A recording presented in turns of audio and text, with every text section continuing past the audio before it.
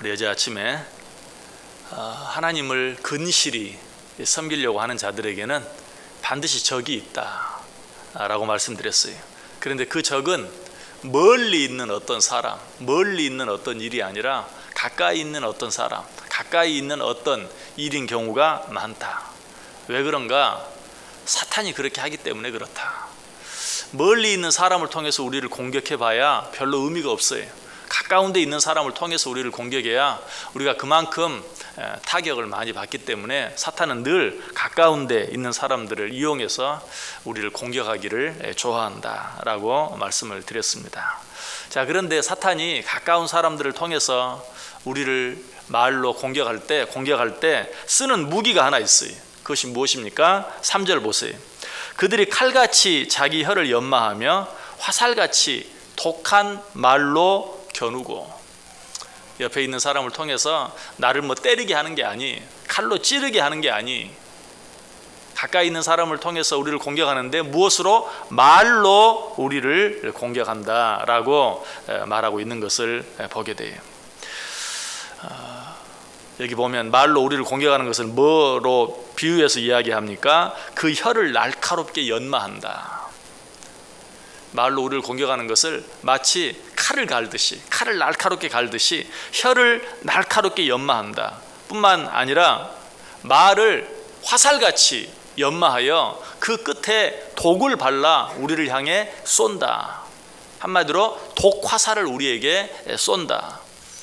스치기만 해도 죽을 수 있도록, 쓰러질 수 있도록 그렇게 우리를 공격한다라고 말하고 있어요. 자, 그리고는 또 어떻게 한다고 말합니까? 4절에 보세요. 숨은 곳에서 온전한 자를 쏘며 갑자기 쏘고 두려워하지 아니하는도다. 숨은 곳에서 쏜다. 제 아무리 날카로운 독화살을 할지라도 앞에서 쏘면 어떻게 해볼 도리가 있어요. 그러나 앞에서 쏘지 않는다. 숨은 곳에서 쏜다. 보이지 않는 곳에서. 보이지 않는 곳이 어디에? 뒤에서 쏜다. 우리가 그런 말 많이 하죠. 뒤통수를 친다. 뒤통수 맞았다. 이런 말 많이 하는데 악한 사단 마귀가 내 가까이 있는 어떤 사람을 통해서 무엇으로? 말로 나를 공격하는데 정면에서 나를 대고 하면 그래도 어떻게 해볼 수 있는데 정면에서 나를 향하여 하는 것이 아니라 뒤에서 나 없는 곳에서 나를 공격한다라고 말하고 있어요. 뿐만 아니라 쏘며 갑자기 쏜다. 아주 화살을 날카롭게 연마하고 그 끝에 독을 발라서 언제든지 쏠 준비를 하고 있다가 기회만 생기면 이때다 하고 그 때를 놓치지 아니하고 화살을 날린다라고 말하고 있어요. 얼마나 무섭습니까? 여러분, 이런 말을 들으니까 정말 그때 사탄이 그렇게 했구나, 사탄이 나를 그런 방법으로 공격했구나, 나를 힘들게 했구나 하는 것 금방 느껴지지 않습니까? 정말 악한 사탄 마귀가 그런 식으로, 그런 방법으로 나를 공격하고 나를 힘들게 할 때가 얼마나 많은지 몰라요. 자, 사탄이 우리를 공격할 때는 그것뿐만이 아니, 혼자서 그렇게 하면 또 어떻게라도 해볼 수 있어요. 그런데 사탄이 우리를 말로 공격할 때는 혼자서만 그렇게 하지 않아요. 여러 사람을 통해서 서로 당을 지어서, 무리를 지어서 그렇게 한다. 5절 6절 보세요.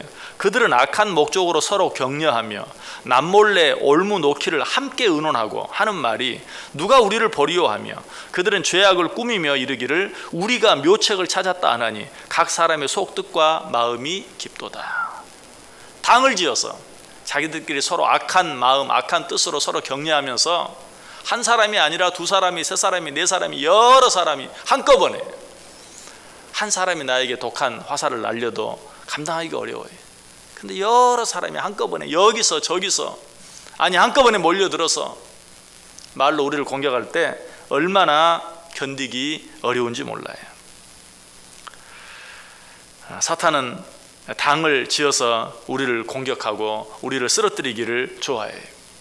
그런데 왜 이럴 때 여러 사람들이 쉽게 이 일에 함께 하는가? 다른 사람을 말로 공격하는 것처럼 재미있는 일이 없어요. 흔히 우리들이 하는 말로 다른 사람을 도마에 올려놓고 칼질하는 것, 다른 사람을 말로 속된 표현으로 씹는 것, 이것처럼 즐거운 게 없어요. 여러분, 이것은 성경이 그렇게 이야기해요. 잠언 18장 8절에 남의 말하기를 좋아하는 자의 말은 별식과 같아서 뱃속 깊은 데로 내려가느니라. 남의 말하는 것은 별식과 같다. 여러분, 나가서 특별한 음식 한번 먹으면 얼마나 맛이 있습니까? 그런데 남의 말하는 것이 마치 그런 별식과 같다. 얼마나 재미있는지 몰라요. 그래서 어떤 한 가지 말이 생기면 여러 사람들이 거기 달라붙어서 그 말로 어떤 한 사람을 공격하는 것을 좋아한다는 사실이.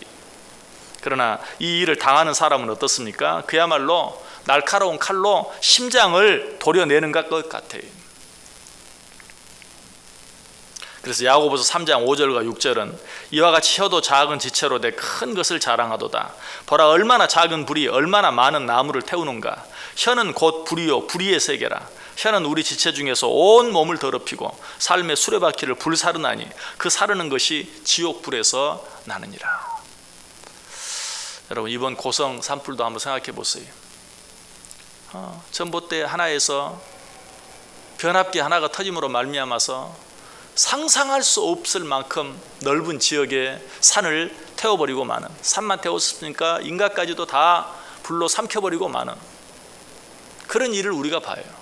그 작은 불씨 하나가 마치 혀의 말이 그와 같다. 혀는 작은 것이로되 그 혀에서 나오는, 그 혀 끝에서 나오는 말 한마디가 어떤 사람의 인생 전체를 홀라당 다 태워버리고 만다라고 이야기하고 있어요. 요즘 세상을 어지럽히는 많은 것들 가운데 하나가 거짓 뉴스죠. 거짓 뉴스로 인하여 작게는 어떤 개인 한 사람의 인생이, 어떤 한 기업 하나가, 아니 나라 전체가 흔들리는 것들을 우리가 보게 돼요. 이처럼 말이 무서운 것이, 작은 불씨 하나가 초가 상간을 모두 태워버리듯이 아무것도 아닌 것 같은 말 한마디, 특별히 근거 없는 거짓말, 중상모략, 또 사실을 잘 알지도 못하면서도 아닌데 아니땐 굴뚝에 연기 나겠어 하면서 많은 사람들이 거기에 동조함으로 말미암아서 어떤 한 사람의 인생 전체를, 아니 나라까지도, 한 가정, 한 교회, 한 사회, 한 나라까지도 온전히 흔들어 놓고 망하게 만드는 그런 일들이 얼마나 많은지 몰라요. 그래서 모르간 블레이크라는 사람이 쓴 글에 보면 이런 말이 있어요. 나는 누구에게도 치명적인 타격을 가할 수 있는 힘과 기술을 갖고 있다. 나는 상대방을 죽이지 않고도 눌러 이길 수 있다.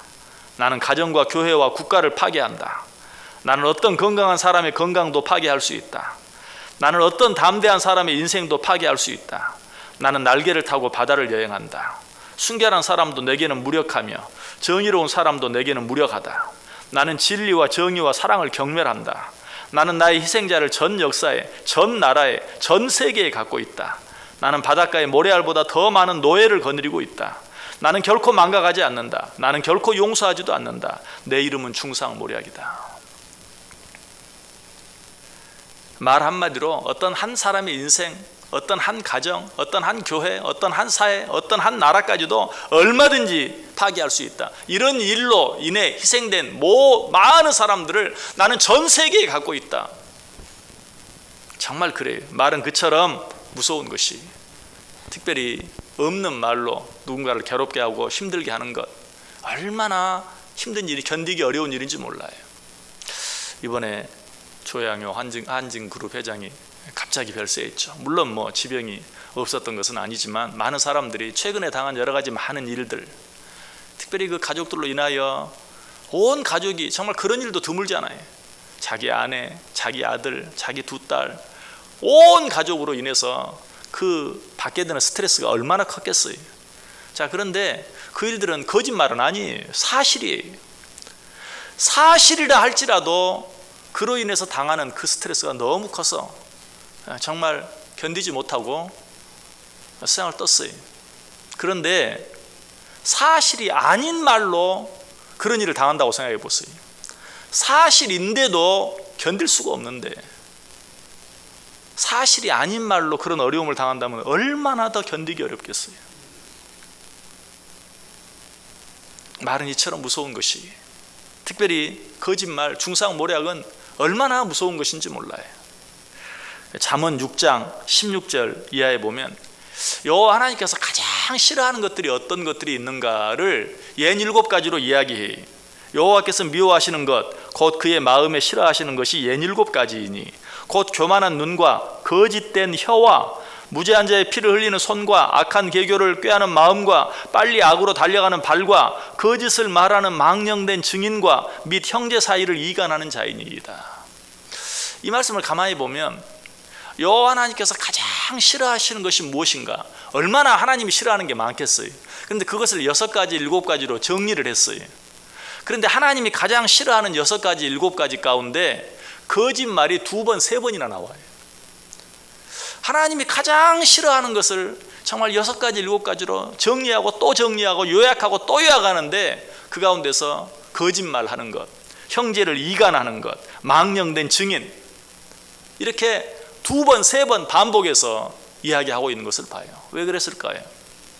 말이 그렇게 무서운 것이기 때문에. 특별히 거짓말, 없는 말 하는 것, 그것은 정말 무서운 것이기 때문에 그렇게 이야기하고 있는 것을 보게 돼요. 여러분, 우리는 말을 조심할 수 있어야 돼요. 우리는 누군가를 주먹으로 한번 때리는 것은 조심할 줄 알아요. 그러면 안 된다는 것 알아요. 그래서 그렇게 하지 않아요. 좀처럼 주먹 다짐을 하는 일은 많지 않아요. 그러나 말로 다른 사람을 아프게 하고 상처를 주는 일은 얼마나 자주 그런 잘못과 그런 실수를 범하는지 몰라요. 말을 조심할 수 있어야 돼요. 그러나 말은 조심만 한다고 되는 게 아니에요. 정말 우리가 우리의 입, 우리의 혀, 우리의 말을 조심하기 위해서는 하나님의 도우심이 필요해요. 시편 기자는 이 사실을 알았어요. 그래 시편 141편 3절에 여호와여 내 입에 파수꾼을 세우시고 내 입술의 문을 지키소서. 여러분, 사역마다 하나님 앞에 나와서 기도하는데 여러분이 사역마다 하나님 앞에 드리는 많은 기도 가운데 꼭 이 기도가 있으시기를 바랍니다. 왜? 우리가 하루의 삶을 살아가면서 가장 많이 저지르는 실수가 내 손으로, 내 발로, 내 몸으로 어떻게 하는 것이 아니라 내 입으로, 내 혀로, 내 입에서 나오는 말로 하는 경우가 가장 많고, 또 그런 실수가 없는 날이 단 하루도 없기 때문에 우리가 사역마다 하나님 앞에 나와 기도한다면 정말 사역마다 하나님 앞에 드리는 기도 가운데 빠져서는 안 될 기도 제목은 여호와여 오늘 하루도 내 입에 파수꾼을 세우시고 내 입술의 문을 지켜 주옵소서. 여러분, 사탄의 종노릇 하기 싫죠?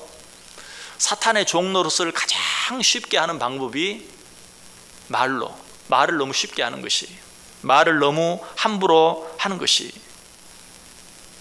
그것이야말로 사탄의 종노릇 할 수 있는 가장 좋은, 가장 쉬운 방법이에요. 그러면 사탄의 종노릇 하지 않기 위해서는 어떻게 해야 돼요? 여러 가지 방법이 있지만 역시 그것도 내 말을 조심하는 것, 그것이 우리에게 주어진 하루하루의 삶을 사탄의 종노릇 하지 아니하고 오직 하나님을 기쁘시게 하면서 살 수 있는 것이. 우리 지난 주일 오후에 우리 김유호 목사님 설교했죠. 에베소 4장 29절 말씀, 무릇 더러운 말은 너희 입 밖에도 내지 말고 오직 덕을 세우는 데 소용되는 대로 선한 말을 하여 듣는 자들에게 은혜를 끼치게 하라. 나쁜 말 하지 않기 위해서 애쓰는 것, 그것도 좋아요. 그런데 항상 무엇을 하지 않으려고 애쓰는 것은 한계가 있어요. 그렇게만 애를 쓸 것이 아니라 좋은 말을 하는 것, 칭찬하는 말, 격려하는 말, 덕이 되는 말, 은혜를 끼치는 말, 이런 말을 하는 것이 중요해요. 그런 말을 많이 하다 보면 쓸데없이 다른 사람 욕하고 비방하고 중상모략하고 거짓말하고 하는 일을 하지 않을 수 있어요. 오늘 하루도 좋은 말 하기 위해서 애써보세요. 이 말을 들으면 상대방이 틀림없이 기뻐하고 좋아할 수 있는, 힘이 될 수 있는, 신이 날 수 있는 그런 말을 해보세요. 그것이 바로 하루하루를 사탄의 종로로 하지 아니하고 정말 하나님의 종으로서 승리하며 살아갈 수 있는 최고의 비결이, 이 하루 우리의 입술, 우리의 혀, 우리의 말을 조심함으로 하나님께 영광이 되어지고 하나님께서 우리에게 붙여준 모든 자들에게 소망을 주고 기쁨을 주며 살아갈 수 있는 복된 하루 꼭 되시기를 주님의 이름으로 간절히 축원합니다. 기도하겠습니다. 하나님 감사합니다. 새로운